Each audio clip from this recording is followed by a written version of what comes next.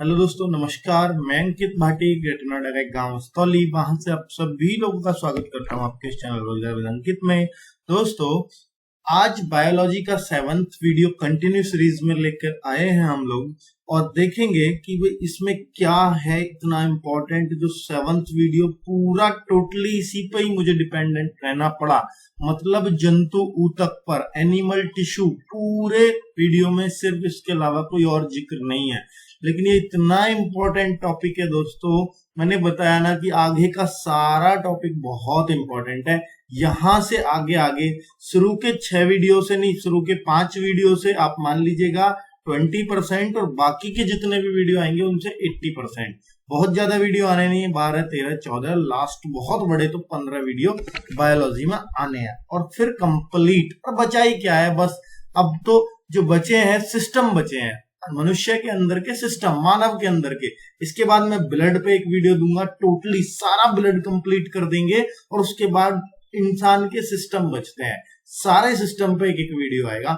बात खत्म, विज्ञान खत्म, ठीक है। बाकी वो थोड़ा प्रोटीन और ये विटामिन वगैरह पे तो वो तो आते ही हैं, विटामिन, कार्बोहाइड्रेट, जो भी हमारे बिल्कुल पोषक पदार्थ है, उन सभी पे एक वीडियो मैं बनाऊंगा, ठीक है, कंबाइंड रूप से। दोस्तों ठीक है, चलिए अब मैं आपको बताता हूं एनिमल टिश्यू के बारे में। तो आप पहले जान लीजिएगा, मैंने आपको पहले प्लांट टिश्यू पढ़ाया है, वो आप बहुत अच्छे से समझ गए होंगे, और एनिमल टिश्यू को भी बहुत अच्छे से डिस्कस करेंगे हम लोग, ठीक है।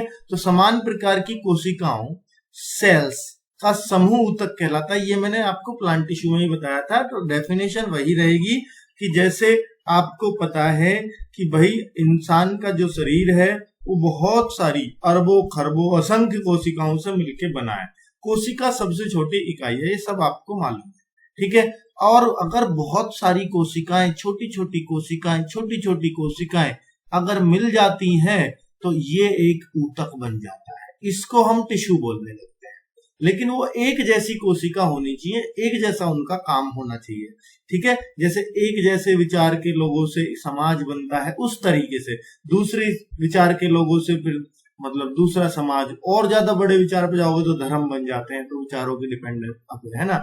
तो वो जो होता है उस तरीके से आप समझ लीजिएगा, ऊतक क्या होंगे, एक जैसी कोशिकाओं का समूह, ठीक है। तो सिंपल सी बात, ऊतकों का जो अध्ययन है मैं पहले जिक्र कर चुका हूं, क्योंकि मैंने प्लांट टिश्यू आपको पढ़ा दिया है। औतकी या हिस्टोलॉजी में किया जाता है, ठीक है। समान प्रकार के ऊतकों से अंग बनता है, ये आपको पता होना चाहिए। जैसे बहुत सारी समान कोशिकाओं से एक टिश्यू बन जाता है, एक ऊतक बन जाता है, और अगर ये बहुत सारे ऊतक एक साथ मिल जाए, एक साथ मिल जाए, एक साथ मिल जाए, तो इंसान का ऑर्गन बनता है, ऑर्गन, ठीक है। जैसे हम कोई भी अपना ऑर्गन लें, जैसे मान लो हमारी आंख है, नाक है, तो इसमें बहुत सारे टिश्यूज काम कर रहे हैं, ठीक है। एक जैसे टिश्यूज को मिला करके अंग बनता है, ऑर्गन बनता है, आप ऐसे समझ लीजिए। और बहुत सारे ऑर्गन्स को मिला के आप समझ लीजिएगा पूरी बॉडी बनती है, ठीक है। और बहुत सारी बॉडीज मिलाकर जनसंख्या बनती है, पॉपुलेशन बनती है, वो सब आपको मालूम है, यही सीरीज है पूरी,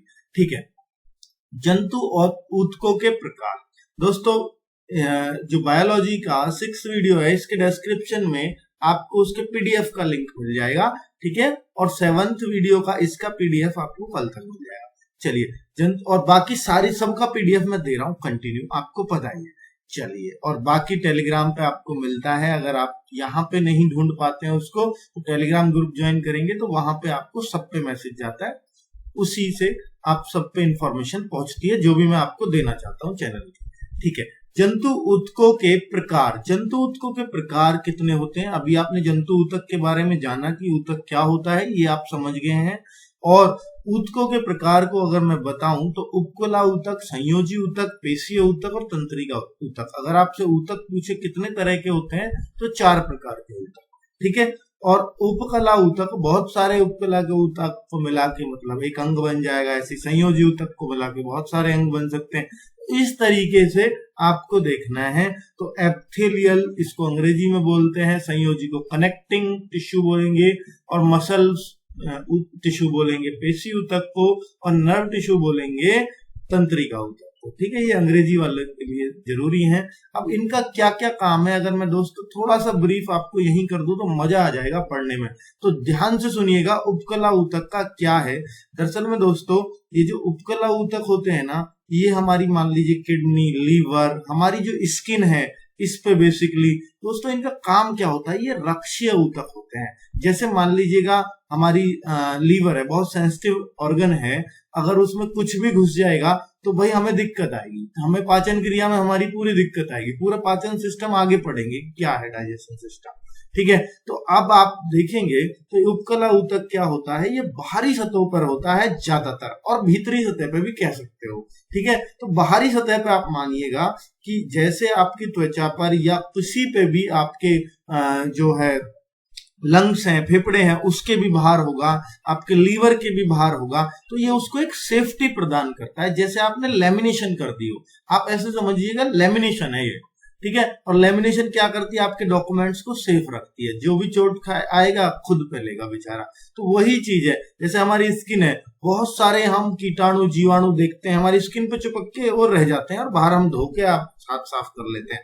अगर ये उपकला ऊतक नहीं होता हमारी स्किन पर तो क्या होता कि वो जर्म्स जो हमारे हाथ पर चिपके, हमारी स्किन पे चिपके हैं, वो हमारी बॉडी में अंदर घुस जाते हैं और हम अनेकों बीमारियों के शिकार बनते हैं। अब क्या है, धोगे नहीं तो पेट में चले जाएंगे वो, लेकिन हमारी जो स्किन है उसको अंदर नहीं जाने देगी, क्योंकि हमारी स्किन के ऊपर है उपकला ऊतक, लेमिनेशन चढ़ी हुई है, ठीक है। भगवान ने बहुत सारे सिस्टम बना के भेजे हैं, ऐसे ही नहीं है इंसान यूं ही भेज दिया, ठीक है। तो चलिए आगे, संयोजी ऊतक। अब ये संयोजी ऊतक क्या है, इसको आप समझिएगा। ये क्या ऊतक होता है, ये कनेक्टर का काम करता है, जैसे पूरे बॉडी के सभी ऑर्गन्स को आपस में कनेक्ट करना। जैसे आप सोचिए कि भाई कनेक्ट कैसे करेगा। अब मान लीजिएगा जैसे बिजली एक इधर आ रही है इस कोने पे, एक उस कोने पे, अब मान लो बीच में पानी छोड़ दिया, तो पानी ने दोनों तारों को कनेक्ट कर दिया और बस्ट बोला, ठीक है। तो उस तरह से एक कनेक्ट करता है। तो जैसे खून जो है वो पूरे को कनेक्ट करता है, पूरी बॉडी के एक ऑर्गन को दूसरे ऑर्गन से, यही जैसे वो पानी छोड़ने वाली मैंने बात बताई।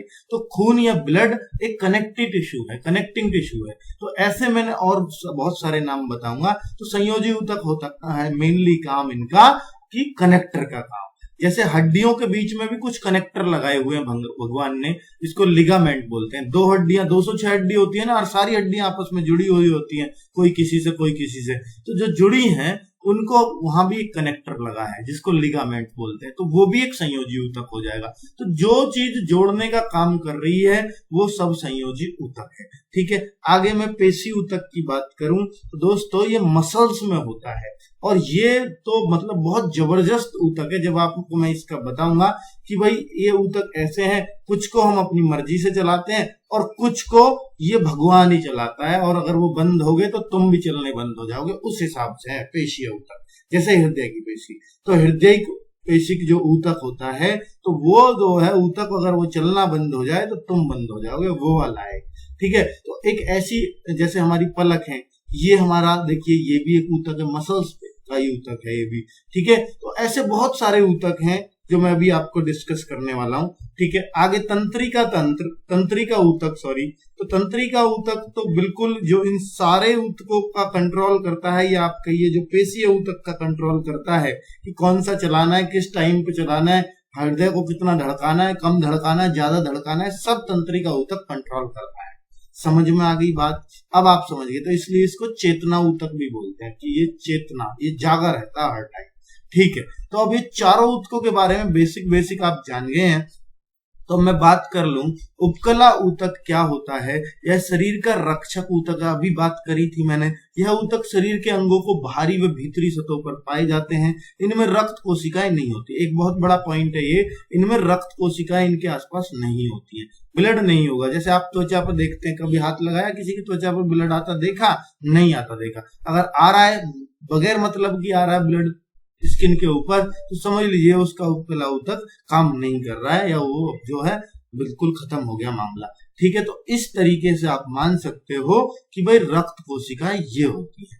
चलिए, तो रक्त कोशिका क्या है, मान लो जहां भी ये, जैसे आप कहो जी वो तो आप लीवर की भी बात कर रहे थे, वहां उपकला ऊतक होता है, बिल्कुल सही है। अब लीवर पे अगर ये एपिथेलियल टिश्यू होगा तो भाई लीवर में कभी भी आप अंदर खोलो पी लो जो भी करो वो भाई उसमें रक्त नहीं होता है लीवर के अंदर, लीवर के बाहर भी नहीं होता है आसपास बहुत ज्यादा, ठीक है। तो वहां पर रक्त कोशिकाओं का अभाव पाया जाता है, ऐसे कह सकते हो आप। इनका कार्य क्या है? अभी मैंने बताया था अंगों की सुरक्षित रखना होता है, अंगों को सुरक्षित रखना मैंने बताया, लेमिनेशन है ये। इस ऊतक की कोशिकाएं काफी टाइटली पैक्ड होती हैं। बहुत इंपॉर्टेंट पॉइंट है कि ये जो ऊतक की कोशिका है ना अंदर, ये बहुत मतलब सघन रूप से होती है, बिल्कुल नजदीक नजदीक, तो इसलिए बोलते हैं टाइटली पैक्ड। ये ऊतक त्वचा की बाहरी सतह, हृदय, फेफड़ा, यकृत यानी लीवर, वृक्क यानी किडनी आदि के चारों ओर सारे सेंसिटिव अंग हैं कि नहीं है, तो इनको सुरक्षा प्रदान कर रहे हैं कि भाई कोई भी ना घुस जाए हमारे फेफड़ों में, ठीक है। सांस ले रहे हैं कभी कुछ और ही चला जाए तो भाई ये नहीं जाने देते, उपकला ऊतक लगा होता है। चलिए बात समझ में आ रही है। कुछ उपकला ऊतकों के नाम, ठीक है, एपिथेलियल ऊतकों के टिश्यूज के नाम।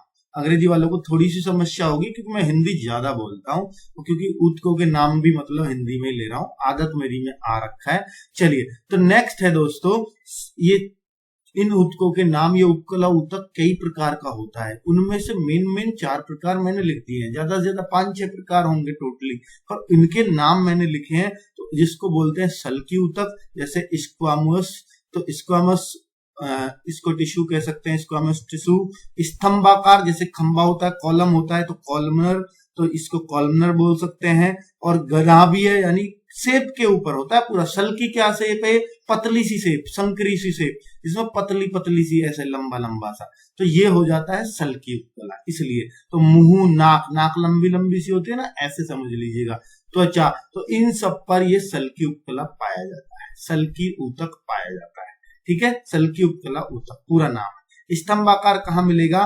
पेट में व छोटी आंत में। अब पेट में भी चारों ओर, हाँ बिल्कुल, पेट के भी अंदर या बाहरी जो सतह है ना उसकी अब हमारा स्टोमक तो अंदर है, एब्डोमेन तो बिल्कुल अंदर है, और उसके जो हमारे उसके चारों तरफ ऐसे होता है। दरअसल में ये क्या है, HCl निकलता है पेट से, उससे हमारे पेट को बचाता है, हमारी त्वचा को बचाता है, तो इसलिए इसका बहुत रोल है स्तंभाकार उपकला ऊतक का, ठीक है। तो बचाता है क्योंकि लेमिनेशन अंदर भी चाहिए ना भाई, नहीं तो पेट को जला देगा अगर HCl कहीं डल जाए, बहुत हार्ड एसिड होता है, ठीक है। और यह अवशोषण और श्रावण मतलब निकलता है और उसको ग्रहण करता है, तो ये काम इसका होता है स्तंभाकार ऊतक का। अवशोषण ऑब्जॉर्प्शन होता है, और श्रावण भी बोलते हैं, क्या बोलते हैं मुझे ध्यान नहीं आ रहा। और घनाभीय उपकला यानी क्यूबॉइडल क्यूब होता है ना, क्यूब घनाभ को बोलते हैं, क्यूबॉइड घनाभ को होता है, क्यूबॉइडल आप कह सकते हो इसको। तो किडनी आदि में यही मिलता है, वृक्क बोलते हैं जिसको, वृक्कों में, ठीक है। आगे ग्रंथिल उपकला, ग्लैंडर इसको बोल सकते हैं, ग्लैंडर टिश्यू, अंदर की ओर मुड़ी हुई कोशिकाएं। तो दोस्तों घनाभीय कोशिकाएं जब अंदर की ओर मुड़ जाए तो ग्लैंड टाइप बन जाती हैं वो, तो वही ग्रंथिल उपकला कहलाता है, जैसे लीवर आदि में। तो दोस्तों उम्मीद है उपकला ऊतक समझ में आ गया होगा। अब आगे संयोजी ऊतक की, या कनेक्टर, जो आपका कनेक्टिव टिश्यू है, जो कनेक्टिव मतलब जोड़ना, और जोड़ने का काम ही संयोजी ऊतक, संयोग करना। तो आप देखिए बहुत इंपॉर्टेंट ऊतक है ये भी, यह शरीर के अन्य ऊतकों व अंगों को जोड़ने का कार्य करता है। याद है सब आपको, यह मृत कोशिकाओं को नष्ट करके उसकी पूर्ति, क्योंकि आपको पता है अस्थि मज्जा में मृत होती हैं कोशिकाएं, आपको पता, आगे बढ़ाऊंगा ब्लड में पूरा सब कुछ, ठीक है। तो वहां पे मरती है नष्ट, तो नष्ट यही करता है उनको, और उनकी पूर्ति मतलब नई कोशिका का विभाजन वगैरह में भी इसका रोल होता है। चलिए, तो शरीर के ताप नियंत्रण में सहायता, बिल्कुल ब्लड का काम ही ये है, ब्लड का, फैट का काम क्या है, शरीर का ताप नियंत्रण करना। बिल्कुल ब्लड में पढ़ेंगे हम, ये सब चीजें बहुत अच्छे से डिस्कस करेंगे नेक्स्ट वीडियो में। कुछ संयोजी ऊतकों के नाम, तो दोस्तों क्योंकि मैं टिश्यू की बात कर रहा हूँ और कुछ नहीं कर रहा हूँ, इसलिए मैं ब्लड को ज्यादा डिस्कस नहीं कर पाऊंगा यहाँ पे। अब चलिए, तो संयोजी ऊतक, तरल संयोजी ऊतक, रक्त जो है या ब्लड जो है वो तरल संयोजी ऊतक ही है। तरल मतलब लिक्विड फॉर्म में कनेक्टर जो होता है वो यही है, रक्त, ठीक है। तो इसका काम क्या है, ताप नियंत्रण, ठीक है। हड्डी, कार्य क्या है, हड्डी जानते हैं, बताने की जरूरत नहीं है क्या है, तो ये भी एक ऊतक हो गया। कौन सा ऊतक हो गया? संयोजी, क्योंकि हड्डी ने सबको कनेक्ट कर रखा, पैर को ऊपर से, ऊपर को फिर नीचे से, सब कुछ तो कनेक्ट कर रखा हड्डी ने। ठीक है, 206 हड्डी है इंसान के अंदर, वो सब कनेक्टर है एक दूसरे की, सबसे कनेक्ट हो रखी है। आपने कंकाल देखा होगा, ढांचा देखा होगा हड्डियों का, सब कनेक्ट होती है एक दूसरे से। ठीक है, तो कार्य, इनका कार्य शरीर को आकार प्रदान करना। अगर ये हड्डियां नहीं होती तो इंसान का कोई हाथ दोनों एक ही ओर लटके हुए होते, क्या पता। ठीक है, ना हम ऐसे उठा पाते। तो भाई पोलियो वालों का यही तो हो जाता है, उसकी हड्डियां बिल्कुल मुड़ जाती हैं या खत्म हो जाती हैं, ऐसे आप मान सकते हैं। ठीक है, चलिए, तो हड्डी का ये हो गया। और कार्टिलेज, ये कार्टिलेज क्या होता है? कार्टिलेज क्या होता है? बहुत इंपॉर्टेंट चीज है दोस्तों, मैंने अंग्रेजी में ही नाम लिख दिया, हिंदी में मुझे पसंद नहीं आया इसका नाम। तो कार्टिलेज आप रट लीजिए, कार्टिलेज ऐसे भी हिंदी में भी ऐसे ही लिखा मिल सकता है, कार्टिलेज, तो ऐसे ही याद रख लो। तो दो हड्डियों के जॉइंट पर स्मूथ सरफेस, दरअसल में दो हड्डियां जब जुड़ती है ना इंसान के अंदर, तो हड्डियां करीब करीब जो ऐसे बनी हुई होती है, पता नहीं मुझे आ नहीं रहा बोन का चित्र बनाना, तो ऐसे जो यहाँ पे मतलब दूसरी हड्डी भी ऐसे जुड़ जाए इस पे आके, तो इस तरीके से दो हड्डियां अगर जुड़ती हैं तो इस पे जो चिपचिपा सा पदार्थ लगता है, चिपचिपा होता है ये पदार्थ, मतलब ऐसा होता है जैसे गोंद टाइप, चिकना सा। अगर ये चिकना ना हो कि खुदरा हो तो दोस्तों इंसान को बहुत कष्ट हो, बहुत दर्द हो हड्डियों के जुड़ने में। ठीक है, तो ये कार्टिलेज जरूर होता है दो हड्डियों के जॉइंट पर, ताकि स्मूथ सरफेस बना रहे, हड्डी का खुदरा ना हो पाए। अब लिगामेंट्स क्या है? आपके घुटने में लिगामेंट्स है, जहां भी आपका कनेक्टर है, आपके कंधे में लिगामेंट्स है, आपकी कोहनी में लिगामेंट्स है, जहां भी दो हड्डियां अगर मिलेंगी वहां लिगामेंट्स भी होगा और वहां पे कार्टिलेज भी होगा। कार्टिलेज तो इनके अंदर, इनके किनारों किनारों पे गोंद टाइप हो गया, और लिगामेंट्स जिससे देखिए ऊपर की हड्डी और नीचे की हड्डी कुछ कनेक्टर जो जुड़े होते हैं, थोड़े फ्लेक्सिबल ही होते हैं। ठीक है, तो आप कोहनी को काफी पीछे तक मोड़ लेते हैं, थोड़ा सा और आप देखते हैं तो ये जो लिगामेंट्स है वही मुड़ते हैं, ये थोड़े फ्लेक्सिबल होते हैं। तो लिगामेंट दो हड्डियों को जोड़ता है। तो लिगामेंट का काम समझ गया, आपके घुटनों में मिलेगा, आपके टखने में मिलेगा, इन सब पे, यानी एंकल पे। ठीक है, तो एरियोलर, एरियोलर क्या है? घाव भरने में, जब आपका कोई भी मतलब, देखिए संयोजी ऊतक है, अगर ये घाव नहीं भरेगा तो कनेक्टर, देखिए कनेक्ट यहाँ भी हो रहा है इसलिए संयोजी है। एरियोलर यहाँ भी कनेक्ट का ही काम है। क्यों? अगर मान लो आपको घाव हो गया, आपके ऊपर से स्किन उतर गई, ठीक है, तो आपको घाव हो जाता है। अब वो क्या है, ऊपर औरों से फिर कनेक्ट हो, अगर आपका घाव नहीं भरेगा तो इसका दर्द क्यों होता है? क्योंकि आपका कनेक्शन नहीं है दो चीजों का आपस में। ठीक है, इधर की खाल इधर, इधर की इधर, इसलिए जो है तो वो कनेक्ट करता है। तो एरियोलर फिर घाव भरते हैं और फिर वो कनेक्ट हो जाता है, इसलिए एरियोलर को भी कनेक्ट कह सकते हैं। वसीय संयोजी, बिल्कुल वसा, फैट, फैट को स्टोर करता है ये। एडिपोज, ये फैट को स्टोर करता है। फैट तो आपको पता है ताप नियंत्रण में सहायक है। चलिए दोस्तों, ये भी हो गया है। उम्मीद है अब आप गलत तो शायद नहीं करेंगे कि भाई आपको लिगामेंट पूछ लिया जाए तो लिगामेंट कहाँ होता है, या कौन सा ऊतक है लिगामेंट्स, या एरियोलर कौन सा है, या वसीय संयोजी ये कौन सा ऊतक है। तो ये मेरे ख्याल से आपको पता है और आप बहुत आराम से बता सकते हैं कि ये सब संयोजी ऊतक के उदाहरण थे। आगे पेशी ऊतक क्या होता है दोस्तों?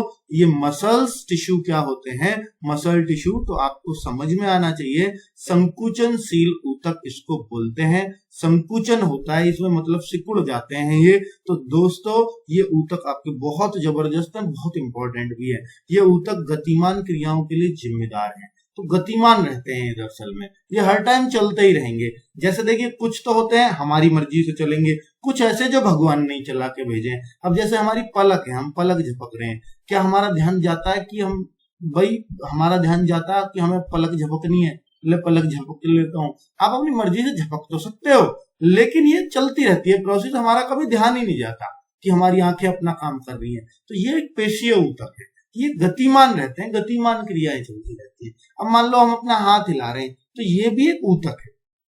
ठीक है, तो ये भी पेशीय ऊतक है। तो आपकी पेशी तो है ये जो हिल रही है। ठीक है, तो इस तरीके से मांसपेशियों को हिलाना करना ये सब है। इनमें कॉन्ट्रैक्टाइल प्रोटीन पाया जाता है। इनमें, इन ऊतकों में, पेशीय ऊतकों में सब में कॉन्ट्रैक्टाइल प्रोटीन पाया जाता है। इसी ऊतक से हृदय गतिमान रहता है। मैंने बताया ना, कुछ को भगवान चलाता है, जैसे पलक चला रहा है भगवान, और जो हृदय चला रहा है, और बाकी, और देखिए जो मतलब आप जिस पे आपका कोई कंट्रोल ही नहीं है।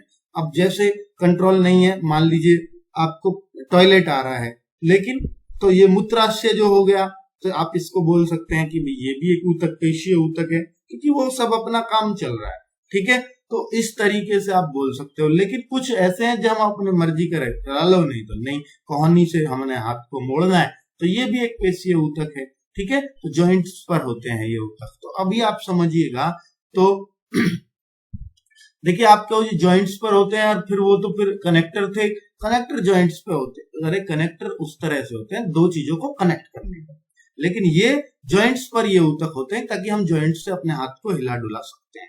तो पेशीय ऊतक के प्रकार, अब आप देखिए रेखित पेशी, चिकनी पेशी और हृदयक पेशी। रेखित पेशी क्या होती है, तो इसका अंग्रेजी आप देख लीजिए, स्ट्रेटेड मसल, स्मूथ मसल और कार्डियक मसल। तीनों को आप बहुत आसान से समझेंगे। ऐच्छिक पेशी जिसे हम अपनी इच्छा अनुसार चला सकते हैं, जैसे बाहां हम अपने ऊपर, बाहां अपने आप तो नहीं हिलती, जब हिलाते हैं तभी हिलती है। माथे पे होती है ना ये काली काली सी, इसको बाहें बोलते हैं जिनको। और ये सभी जोड़ों पर, जोड़ को हम अपने हिसाब से हिला, भाई अपने घुटने को आप पैर को हिलाओ डुलाओ, बाबा रामदेव सुबह सुबह हिलवाने लगते हैं, पता ही है आपको। तो अनैच्छिक होती हैं, ये अनैच्छिक होती है। चिकनी पेशी को अनैच्छिक बोलते हैं, जैसे मूत्राशय, रक्तवाहिनी, मतलब हम अपनी इच्छा से नहीं, सब कुछ सिस्टम से चल रहा।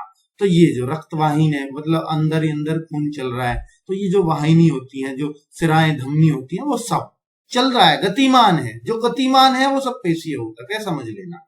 पलक झपकना, तो बिल्कुल ये गतिमान चीजें हैं। हृदय पेशी, आप हृदय का धड़कना, भाई इसको रुकता ही तो जो समझ लो सब कुछ रुक जाता है। बिना रुके जीवन पर्यंत गतिमान रहती है। तो आप सबको पता चल गई अब पेशीय ऊतक क्या होते हैं।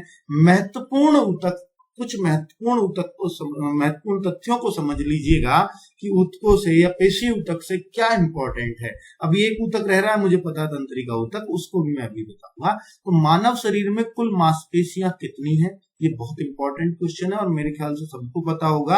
206 हड्डियां तो सबको पता होती है, पर इसमें बहुत लोग कंफ्यूज रहते हैं, तो आप याद रख लीजिएगा 639, 639 मांसपेशी शरीर के अंदर होती हैं, और 400 रेखित पेशियां जिनमें, तो रेखित आपने सुना, रेखित कौन से का एग्जाम्पल था, इसका, और ये कौन सी है, पेशीय ऊतक की। तो पेशीय ऊतक में भी रेखित पेशी सबसे ज्यादा होती है, 639 तो टोटल पेशी होती है, और उनमें 400 तो इसका ये पार्ट, कुछ ये भी होंगी कुछ ये भी, बाकी औरों के लिए तो ऊतक बचे ही नहीं, बहुत कम ही होते हैं ना औरों में। ठीक है, तो रेखित पेशी इतने तरह की, जैसे बाहें बताया मैंने, जोड़ बताए, जोड़ों के सबके अलग अलग नाम हैं, तो वो सब 400 तरह के रेखित पेशी होती हैं, रेखित ऊतक होते हैं, जिनको हम अपनी इच्छा के अनुसार तोड़ मरोड़ सकते हैं या चला सकते हैं। तो वो 400 तरह के ऊतक है, समझ लो आप कितनी बड़ी बात है।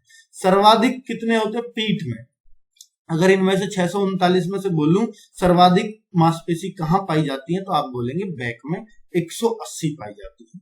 अगर आपसे ये बोलूं कि मानव शरीर का 40% भाग पेशियों से घिरा है, तो 40% हिस्से में पेशी पेशी होती है, मसल्स ही मसल्स होती है।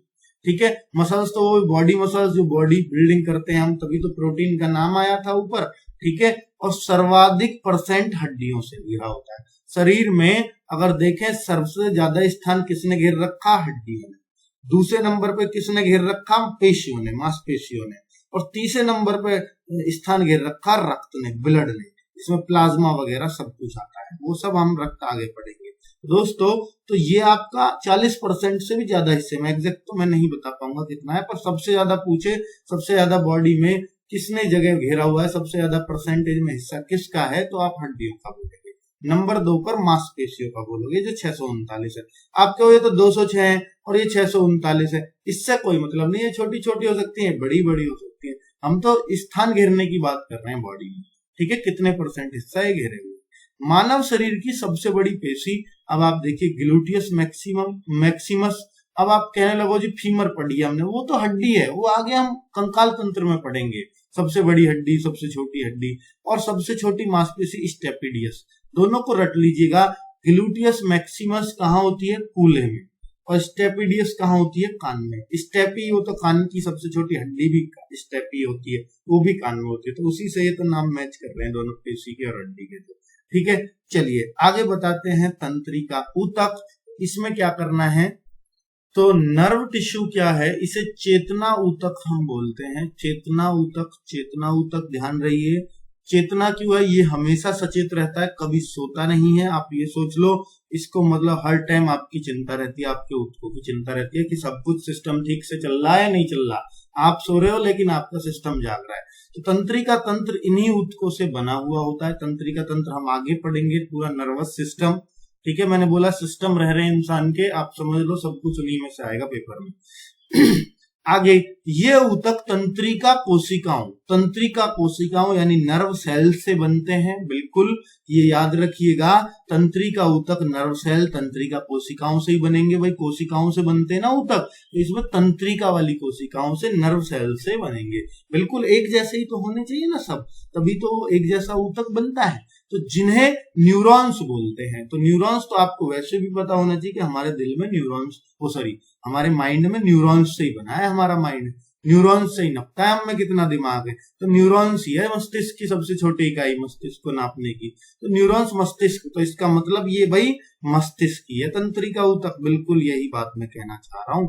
ये कार्य क्या है, ये ऊतक शरीर में होने वाली सभी अनैच्छिक मतलब जो अपने आप होती है, जैसे आपको मतलब टॉयलेट आ रहा है या आप पॉटी जा रहे हैं, तो वो सारे क्रियाएं अनैच्छिक हैं, आप ऐसे मान सकते हो। और ऐच्छिक क्रिया, जो हम अपना हाथ हिला रहे हैं, ये सब ऐच्छिक क्रियाएं हैं। तो इन सब को, या हम बाहें सिकोड़ रहे हैं अपनी, तो संकुचित, वो भी तो मैंने बताया ना, सिकुड़ने वाला ऊतक भी पेशीय ऊतक ही कहलाता है। ठीक है, आप मसल्स फुला रहे हो, बॉडी बना के दिखा रहे हो, देखो जिम कर रहा हूँ, डोले निकल आए मेरे, तो ये भी इकट्ठा कर लिया आपने उसको, तो वो आपकी मर्जी से हुआ, इसलिए ऐच्छिक पेशी हो गई।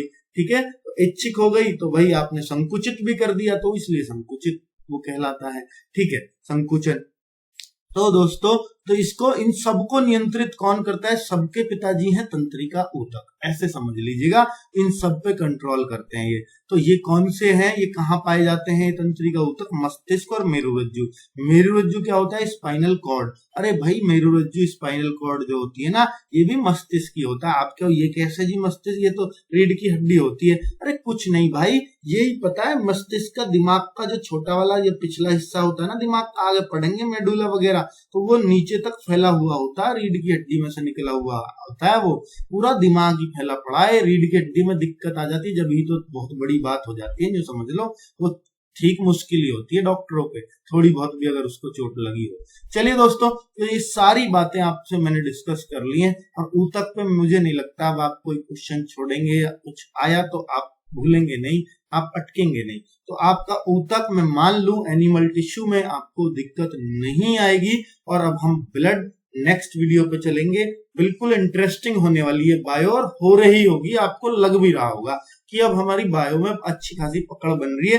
क्योंकि ऊतक भी कुछ ऐसे थे जो आपने नहीं नाम सुने होंगे, ये नए नए नाम आपके नाम सामने आए होंगे, इसलिए थोड़ा मुश्किल लगा होगा, पर कुछ नहीं है, आप थोड़ी सी प्रैक्टिस करिए खुद। एक बार जो भी मैं आपको पढ़ाऊं, आप 5 मिनट के लिए बस ये सोच लीजिएगा हमने क्या क्या पढ़ा है, बस ये ऐसा अगर आप सोच पा रहे हैं तो आपको ये सब कुछ याद हो रहा है, यूं समझ लो। शुरू से लेके सोचा करो हमने क्या क्या पढ़ा, कि भाई ऊतक क्या होता है, कितने प्रकार के होते हैं, उनमें फिर ये जो हमने पहला पढ़ा उपकला ऊतक, वो कहाँ कहाँ पाया जाता है, कैसे कैसे बताया। ऐसे आप सोचो, संयोजी ऊतक कहाँ कहाँ उसका कनेक्टर है, किस किस को मतलब जोड़ता है, कौन कौन से संयोजी ऊतक होते हैं, तो ऐसे आप सोचिए एक एक चीज को। तो भाई 5 मिनट दे दो ऐसे सोच के, और पूरी को रिवाइड कर दो बगैर देखे अपने माइंड में, जितनी भी याद आपको, ढूंढ थोड़ी रहा तुम्हें कि भाई तुम्हें कितनी याद आई है, पेपर थोड़ी हो रहा तुम्हारा, तो ऐसे अपना सोचा करो। और पसंद आ रही हो तो लाइक बिल्कुल करना, मुझे हौसला मिलेगा अगली वीडियो जल्द बनाने का। ओके दोस्तों, बाय बाय, फिर मिलते हैं।